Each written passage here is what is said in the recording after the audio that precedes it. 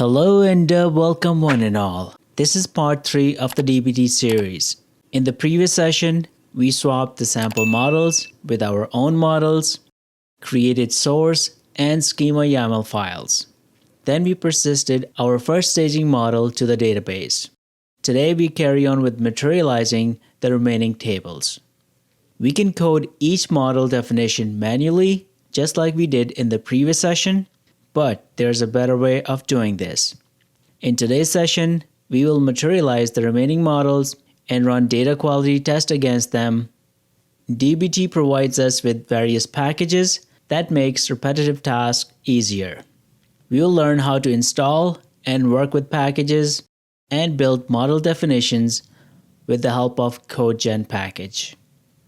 We are going to install DBT utils and the codegen package. This is how we reference a package in a DBT project. We will copy this code for DBT utils and as well as package reference code for the codegen. First of all, we need a packages.yml file in our project. So let's go ahead and create this file. I'll go ahead and open this file in VS Code and paste in the package reference code for DBT utils and as well as codegen package. Now we can save the file and proceed to the installation. Let's bring up a command prompt or terminal and make sure you're in the right directory before executing any commands. We'll issue a dbt deps command. This will download and install the packages. After a successful install, we should see a folder for each package in the dbt_packages folder. Currently, we're only materializing a single table. However, we have more tables available to us in the source schema. And instead of manually listing all the tables, we will utilize the codegen package and generate the list of tables, and we will only keep the ones we need for our staging models. So let's go ahead and try out the codegen package. We will issue the following command: dbt run-operation generate_source. This is calling a macro from the codegen package called generate source, and it requires an argument of schema name. We provided with our source schema. We'll go ahead and press the enter key. We'll wait and see if this produces a source.yml file for us. It has produced the source.yml file's content.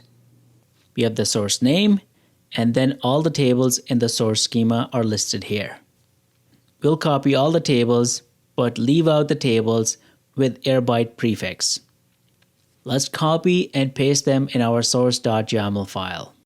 Now we can access all of these tables in our DBT project. Next, we'll try to generate the model's SQL file with codegen. For now, we will generate the SQL file for the address table. If all looks good, we'll go ahead and create a model file for the address table and save the generated script. To generate a SQL script, we call the generate base model macro, and this requires 2 arguments: source name, which is src_postgres, and this is defined in the source YAML file. Second argument is the table name, and we will provide it address. This provides a SQL script. We see that there are 2 arguments that are supplied to the source function. Then we select all the columns from this source table. Let's go ahead and copy this SQL script. In the models folder, we create a new model file, stg_address. Open this file, and here we paste in the copied SQL script. We can remove the airbyte related columns from this script and any other column that we don't need for joins or analysis. Let's go ahead and save our script. Before moving to the next step and generate the Schema.yml details for this model, we want to make sure the SQL script is valid and DBT can materialize this model. We will run the dbt command and only select the stg_address table with -- select argument. It seems we have an error in the model SQL. DBT is not able to materialize it, and there's an error near the from clause. Let's open the SQL file, and there's an additional comma after the last column in the select clause. Let's remove the comma and save the file. We rerun the DBT command, and this time around, DBT command runs successfully, and the model is materialized. Now we can generate the Schema YAML details for this model. To generate this, we call the generate model YAML macro. This requires the model name. We provided the stg_address. This lists the table and all the columns in it. We have the name and description for each column. We can copy this and paste it into a schema.yml file. We need to remove the model tag as it is defined at the top of the file. Also make sure the dash name is aligned with the first instance. In the description tag, we provide the column description. DBT will use this to generate documentation for our models. So we provide proper description for each column and identify the primary key along with other columns in the table. To the generate model YAML command, we can provide multiple tables to generate the Schema YAML for more than one model at a time. We have all the required tables listed in the source.yml, and I went ahead and generated the Schema YAML details for all the models. We have all the models and the required columns listed in the schema.yml file. In addition, we have the SQL files for all these tables for the staging models. We can materialize all the staging models to make sure if our model definition is correct. Let's issue a dbt run command.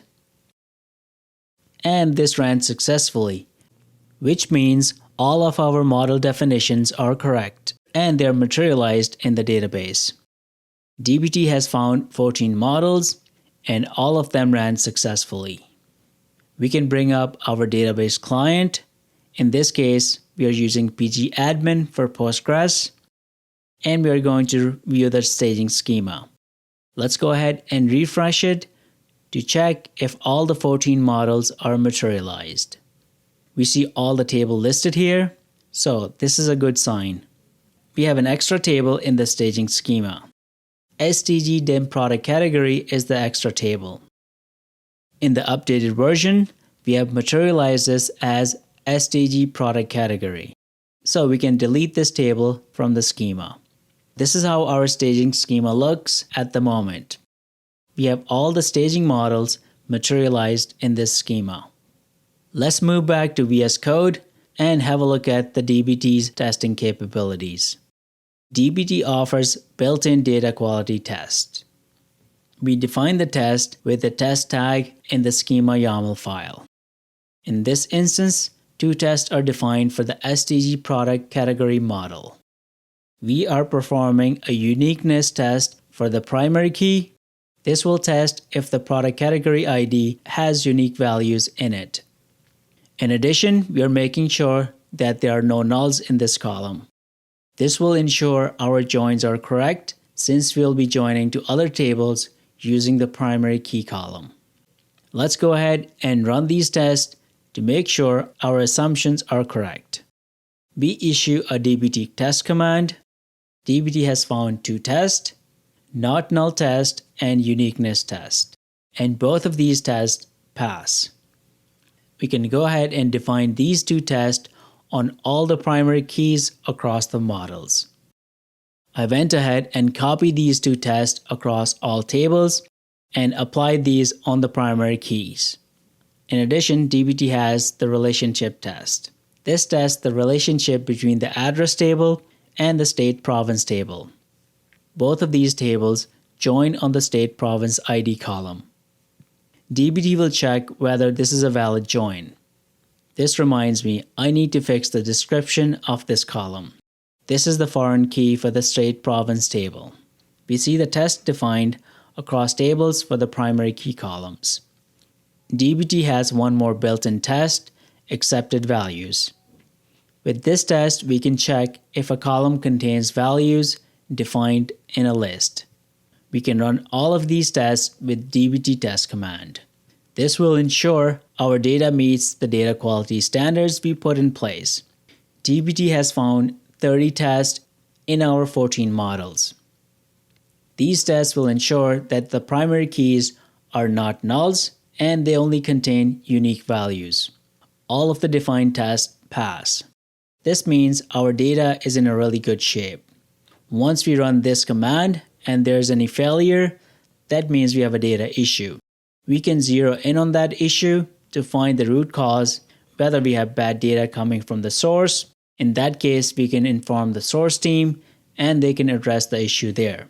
Or we can address the data issue in this layer here. This is how we implement data quality test in DBT. We can also use the grade expectation package to apply additional data quality tests. This library has various built-in data quality tests that we can utilize in DBT. We have covered this library on this channel, so if you're curious, you can check out the video for more details on grade expectations. At this point, we can review our staging schema. We should have 14 staging models persisted in this schema. We can query these tables to make sure we have data in these tables along with required columns. We can check them for consistency. DBT test cases will ensure that our data meets certain data quality standards. It will come in handy once we start developing dimensions and fact tables, which we'll cover in the upcoming video. This is the state of our DBT project. We have defined a source YAML file. This file contains the source table that are stored in the source schema. In the Schema YAML file, we have our table names along with the columns and the test cases. This includes all the available tables in the source schema. The table definitions are in the Model SQL files. We have 14 model files, one for each table in the source schema. These tables are materialized in the staging schema. In the next session, we will start denormalizing some of these tables into proper dimensions and develop fact tables. We can preview DBT's auto-generated documentation. We'll issue the DBT docs generate command. Once documentation is generated, we can display them with DBT docs serve command.